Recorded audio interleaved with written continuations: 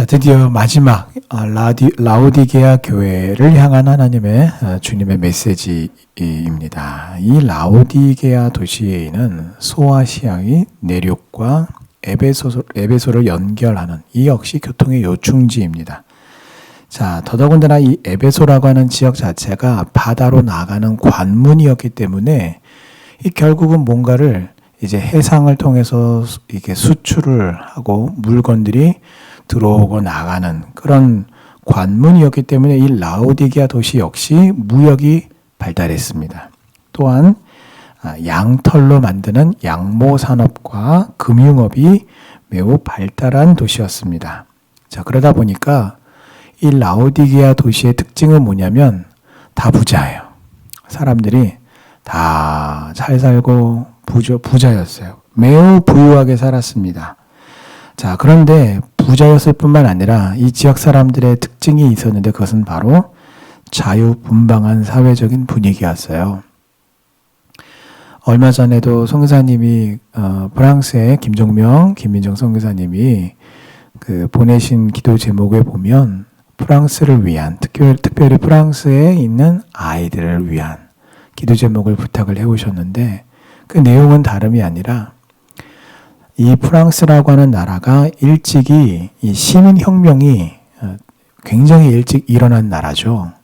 그래서 왕을 끌어내리고 단조대에서 죽여버렸어요. 그리고 어떤 시민들의 어떤 그런 평등권, 시민권, 자유, 어떤 그런 평등, 이런 어떤 그 이념들이 충만하게 일찍부터 시작된 나라죠. 현재 그 프랑스라고 하는 나라 역시 그 시민정신, 자유와 평등이라고 하는 시민정신이 계속해서 계승되고 발전해서 지금까지 내려왔어요. 그러다 보니까 그 나라 안에 그러한 정신이 충만합니다. 근데 그 자유라고 하는 이 정신이 충만한 결과가 뭔가? 결국은 선교사님이 보내신 기도 제목을 낳는 결과를 가져오게 되었는데 그것은 바로 이 제대로 된 가정을 이루는 그 퍼센트가 매우 떨어져요. 결손 가정, 한부모 가정, 또 여러 가지로 우리가 흔히 말하는 하나님께서 창조하신 가정을 지으신 하나님의 창조의 어떤 원형을 따르지 않는 또 다른 형태의 가정들이 굉장히 많고 그러다 보니까 그 아래에서 태어나거나 또 입양되고 또 자라나는 아이들에게 여러 가지 안 좋은 영향들이 계속해서 미치게 됩니다. 그리고 그 아이들은 그 영향력 아래에서, 그 죄의 영향력 아래에서 살아가면서 잘못된 기준들을 어떤 인류의 어떤 기준으로 마땅한 기준으로 여기고 잘못된 기준들이 그들 안에 또 새겨짐으로써 많은 상처와 아픔과 기도 제목들을 또 낳게 되는 거예요. 자, 근데 이 라오디게아 이 도시 역시 모든 사람들 안에 흐르는 분위기가 바로 자유분방한 사회적인 분위기가 아주 충만한 곳이었어요. 자, 이와 같은 도시 안에서 사람들이 예수를 믿고 회심하여서 하나님의 백성들이 되었어요. 그런데 항상 언제나 문제는 숫자이기 이전에 우리 안에 한 사람, 그 한 성도 안에 그 내면이 우리가 얼마나 우리의 중심이 하나님 중심의 삶으로 온전히 뒤바뀌었느냐가 가장 중요한 것입니다. 자, 이런 분위기 속에서 세워진 라오디게아 교회의 성도들은 여러분 비교적 외부의 핍박이나 경제적인 어려움을 겪지 않고 신앙생활을 할 수 있었어요. 왜요? 다 잘 사니까. 큰 어려움이 없으니까요. 그런데 이와 같은 최적의 조건 속에서 신앙생활을 했음에도 불구하고 오늘 계시록 말씀에 보면 7교회 중에서 주님께로부터 가장 많은 책망을 받은 교회였습니다. 왜 그렇습니까? 오늘날 이 소아시아에 위치한 7교회들 가운데 가장 최악의 상태에 빠져 있었기 때문이에요. 가장 저급한 신앙생활을 하고 있었기 때문입니다. 왜 그렇습니까? 그들에게 있었던 부와 자유를 정말 하나님 앞에 영적인 성장과 성숙을 위한 기회로 삼고 자양분으로 삼아야 되는데 그렇게 하지 않고요. 오히려 그 부와 자유를 육체적인 향락을 위한 기회로 삼고 되려 그 육적인 향락을 크게 그들이 그것을 즐기면서도 어떤 생각을 하고 있냐면, 아유, 내가 이러면 안 되는데, 내가 빨리 정말 신앙에 열심을 내야지. 이런 마음을 가져도 모자랄 판에 그 육적인 향락을 즐기면서 동시에 큰 착각 가운데 빠져 있었습니다. 야, 이게 하나님의 은혜지. 이게 영적인 부유함이고 풍성함이지. 라고 그렇게 크게 착각하고 있었다라는 거죠. 자, 그래서 오늘 이 라오디게아 교회는요, 그 앞에 있었던 4대 교회와 함께 더불어서 주님께 칭찬 없이 오직 책망만을 듣게 된 것이에요. 자, 그런데 4대 교회는 그나마 책망을 받으면서도 주님께서 그 교회, 4대 교회 안에 남은 자에 대한 언급이 있었어요. 모두가 다 타락하고 모두가 다 잘못된 길을 걸어가는 것은 아니었기 때문에 남은 자에 대한 언급이 있었지만 오늘 이 라오디게아 교회는요, 남은 자의 언급이 전혀 없어요. 그런 점에서 이 라오디게아 교회는 한마디로 말하면 타락한 교회인 거예요. 타락한 교회의 전형적인 모델인 것입니다. 오늘 14절에 보시면 사도 요한은요, 예수님을 사도 요한은 이제 전달했을 뿐이죠. 그러니까 결국은 예수님께서 자신을 어떻게 소개했느냐, 특별히 이 라오디게아 교회를 향해서 예수님 자신이 예수님을 어떻게 소개했느냐 보니까 하나님의 창조의 근본이시다라고 그렇게 소개하고 있습니다. 이 말씀의 의미는 예수님께서 하나님과 더불어 창세 전에 함께 하셨고 이 창조의 그 작업을 함께 하셨다. 그러니까 결국은 예수님은 누구시다? 창조주이시다라는 것을 지금 말씀하는 것입니다. 창조주이신 예수님께서 라오디게아 교회의 행위를 아노니 차지도 뜨겁지도 않으니 어떻게 차든지 뜨겁든지 하라는 것이죠. 그렇게 하지 않으면 주님의 입에서 토하여 버리겠다. 버리겠다라는 것이에요. 자, 이 말씀의 교훈이 무엇입니까? 오늘 이 라오디게아 교회 성도들이 빠져있는 배금주의, 이 배금주의가 얼마나 어리석은 것인가를 보여주고 있어요.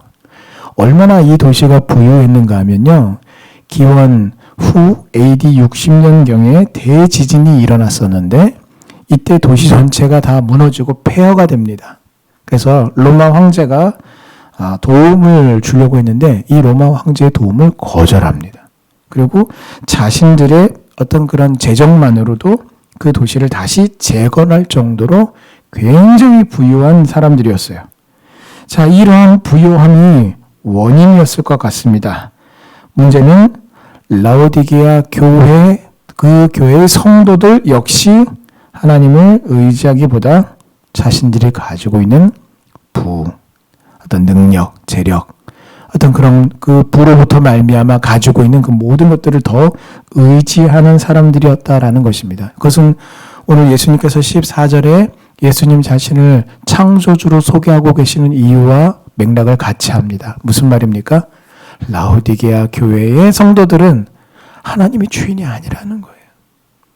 물질이 그들의 실질적인 주인이다라는 것이에요. 그래서 오늘 예수님께서 얘들아, 물질이 너희들의 주인이 되어서는 안 된다라는 것을 예수님이 창조주이심을 지금 말씀하심으로써 누가 나의 주인인가를 확인하라는 것입니다. 그들은 하나님이 아닌 돈을 그들의 주인으로 모시는 사람들이었어요. 그래서 창조주, 그들의 주인으로 예수님이 내가 너희의 주인이다라고 말씀하시는 것입니다. 그래서 여러분, 문제는 항상 그래요. 이들은 분명히 형태로 보면 교회예요. 성도예요. 그리고 그 라오디게아 교회에도 여전히 여실히 주일이 되면 예배가 행해지고 찬양이 있었고 기도가 있었어요. 신앙의 고백들이 이루어졌어요. 우주 만물을 창조하신 하나님이 주인이신데 그것을 입술로는 하나님이 우리의 주인이십니다 라고 하는 그러한 예배의 형태가 드려졌지만 실제로는 그것을 인정하지 않았다라는 것이에요. 오히려 물질을 자기의 주인으로 자기가 섬기는 신으로 섬겼다라는 것이에요. 그래서 오늘 예수님께서 이 라오디게아 교회를 향하여 책망하시는 것입니다. 하지만 더 무서운 것은 바로 이 라오디게아 교회의 모습이 오늘 나의 모습일 수도 있다라는 것이 가장 더 무서운 것이에요. 배금주의에 빠지기 전에 우리가 창조주이신 나의 진정한 주인이 되시는 우리 주 예수 그리스도를 믿음의 눈으로 항상 바라보시기를 바랍니다. 그렇게 나의 창조주이신 주님을 우리가 믿음으로 바라보고 의지할 때에 우리는 배금주의의 유혹에 넘어가지 않을 수가 있는 거예요. 주님께 책망받은 이유는 또 이들이 뜨겁지도 차지도 않았기 때문이에요. 자, 이거 뭘 의미합니까? 이 라오디게아 교회는 신앙적으로 봤을 때 미지근한 교회라는 거예요. 되는 것도 없고 안 되는 것도 없고 라는 것이죠. 그래서 사람들이 흔히 이 러시아에 대해서 말할 때 그렇게 말을 합니다. 행정적으로 되는 것도 없고 안 되는 것도 없고 뭐가 된다고는 하는데 어떻게 언제 될지 모르고 이런 분위기라는 거예요. 그래서 에베소 교회처럼 처음 사랑을 잃은 것도 아니고 버가모 교회처럼 아예 엇나가서 우상을 섬긴 것도 아니에요. 얼마나 이 라오디게아 성도들은 스스로 자평하기를 아이고 저 버가모 교회를 봐라. 저 우상 섬기는 저 잘못된 것들을 우리는 우상은 안 섬기잖아.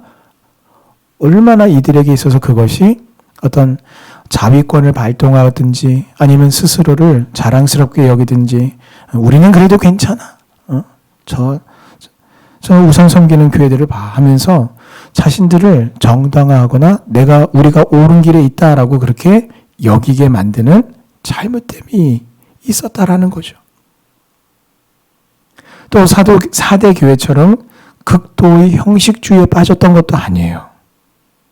오늘 주님은 뭘 말씀하십니까? 오직 네가 지금 차지도 않고 덥지도 않다라고 그거 뭐야? 잘못된 것이라는 것이에요. 우리가 여러분 항상 온 힘을 낼 수가 없어요. 사람이 육체적으로 뭔가 일을 해도요. 집중력을 요구할 때가 있습니다. 그리고 그 집중력을 요구할 때는 힘뿐만 아니라 모든 것들을 한꺼번에 그 한 점에 모아서 쏟아 부을 때가 있는 거죠. 그러고 나서 매일을 그렇게 매 시간을 하루 24시간을 그렇게 살면요. 그 사람은 죽어요. 병납니다. 그 영적으로도 마찬가지 아닙니까? 자, 그런데 문제는 무엇이냐면 그렇게 집중력을 요구될 때, 필요할 때도 그렇게 하지 않는다라는 것이죠. 그래서 오늘 이 말씀을 우리가 조금 더 한 단계 더 차지도 않고 뜨겁지도 않다라는 말씀을 이해하는 것이 필요한데 그것은 차다라고 하는 것은 복음을 받아들이지 않은 불신자들이 여러분 이 세상의 어떤 영향력을 받고 그 세속의 어떤 기준들을 따르고 하나님에 대해서 하나님의 일에 대해서 영적인 것들에 대해서 무관심하며 더 나아가서는 하나님을 대적한다라는 의미가 차다란 뜻이에요. 또 덥다는 것은 신앙의 열정을 가진 상태로 매우 뜨거운 상태를 상징합니다. 그러면 왜 미지근할까요? 여러분 우리가 물 생각해 보면 알잖아요. 미지근한 물을 만들기 위해서는 여러분 뜨거운 물이 필요합니다. 또 뭐가 필요합니까? 그냥 가만히 열을 가하지 않고 내버려 두면 저절로 식어가면서 미지근한 물이 돼요. 아니면 뜨거운 물에다가 빨리 미지근한 물을 만들려면 찬물을 섞어버리죠. 그런 거예요. 어정쩡한 상태로 있었던 오늘 주님이 차지도 않고 뜨겁지도 않다라고 말씀하셨던 이유는 다른 게 아니라 부유한 물질을 가지고 세상의 향락을 즐기면서도 나는 천국에 갈 수 있다라고 하는 또 천국에 가고자 하는 생각을 했기 때문이에요. 내가 예수를 믿어서 구원을 받아서 천국은 확정되었으니 내가 살아있는 동안 내게 있는 모든 것들을 가지고 온갖 향락을 즐기며 두 마리의 토끼, 세상에 살 때는 세상의 부와 명예와 성공과 부를 내가 거머쥐고 내가 죽어서는 천국에 가겠다라고 하는 두 마리의 토끼를 다 잡겠다라는 마음 때문이었어요. 여러분 이 모습은 역시 물질주의에 빠져있는 지금의 한국의 교회와 잘못된 신앙을 가진 성도들의 모습과 크게 다를 바가 없어요. 주일에 나와서 예배 한번 드리고 종교적인 의무와 어떤 만족을 충족시켰으니 월요일부터 토요일까지는 내가 하나님의 말씀과 성령과 전혀 상관없이 내 생각대로, 계획대로, 감정대로, 습관대로 내 욕심을 채우며 정욕대로 살면서도 천국에 갈 수 있다고 믿는 그런 헛된 믿음을 가진 지금 현대의 사람들과 똑같은 모습이라는 것이에요.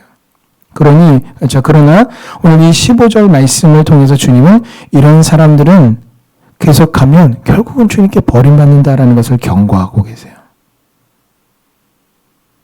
그러면 이 말씀이 아니 성경에 보면 예수님이 구원받은 자를 떠나지 않으시고 성령이 떠나지 않는다고 그렇게 약속하셨는데 그럼 그게 취소가 되는 겁니까? 아니요. 애초에 그런 믿음은 잘못된 믿음이라는 거예요. 가짜 믿음이라는 것이에요.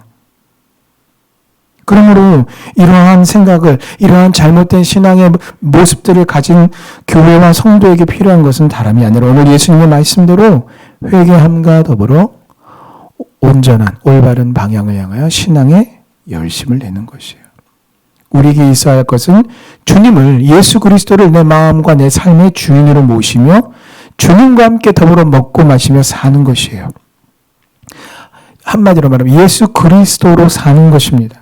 예수님의 마음처럼 생각하고 예수님처럼 섬기고 행하되 예수님이 어떻게 이 땅에 오셔서 어떻게 행하셨습니까? 오직 하나님 아버지의 모든 뜻을 다 온전히 이루어드리고자 하는 그 열정과 의지 하나로 이 세상에서 내게 주어진 삶을 살아냈어요. 종교적인 날과 종교적인 장소, 세속적인 날과 세속적인 장소를 구분하지 않고 우리의 모든 시간과 장소가 다 하나님을 섬기며 하나님의 뜻을 이루어드리는 여러분 신앙적인 뜨거운 열정의 삶을 살아야 하는 것입니다. 그럴 때에 주님은 우리를 주님의 보좌에 함께 앉게 하시며 나로 하여금 이기는 자, 승리하는 자가 되게 하신다고 약속하고 계십니다. 맨날 신천지에서는요, 여러분 성도들을 향해서 만나면 오늘 이 요한계시록 오늘 특히 이 본문 말씀이 그들이 맨날 쓰는 레퍼토리 중에 하나예요. 이기는 자가 누군지 아십니까? 그렇게 해놓고는 어떡합니까? 계시록 말씀을 잘 모르는 사람들에게 이 말씀을 던져서 미혹을 해요. 잘 모르겠는데요. 그러면 신천지의 잘못된 교리들을 결국 읊어가면서 이만희가 보혜사다라는 얘기를 헛소리를 합니다. 이렇게 신천지에서 헛되고 거짓된 가르침으로 이기는 자에 대해서 곡해하고 미혹하지만 오늘 예수님께서 우리에게 말씀하시고 교훈하시며 책망하시는 이기는 자의 의미가 바로 이런 것입니다. 믿음의 귀가 있는 모든 성도들은 성령의 교회들에게 교회인 나에게 하시는 이 말씀을 듣고 이 말씀대로 회개하고 이 말씀대로 행하며 순종하는 우리 성도님들 되셔서 하나님의 축복 가운데 함께 행하는 우리 성도님들 다 되시기를 주님의 이름으로 축원합니다. 아멘.